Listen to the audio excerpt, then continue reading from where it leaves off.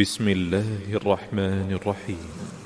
لم يكن الذين كفروا من أهل الكتاب والمشركين منفكين حتى تأتيهم البينة. رسول من الله يتلو صحفا مطهرة فيها كتب قيمة وما تفرق الذين أوتوا الكتاب إلا من بعد ما جاءتهم البينة وما أمروا إلا ليعبدوا الله مخلصين له الدين حنفاء ويقيموا الصلاة ويؤتوا الزكاة وذلك دين القيمة.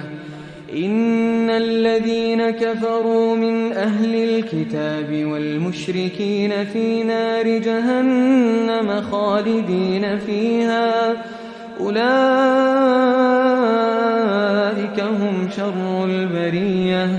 إن الذين آمنوا وعملوا الصالحات أولئك هم خير البرية جزاؤهم عند ربهم جنات عدن تجري من تحتها الأنهار خالدين فيها أبدا رضي الله عنهم ورضوا عنه ذلك لمن خشي ربه.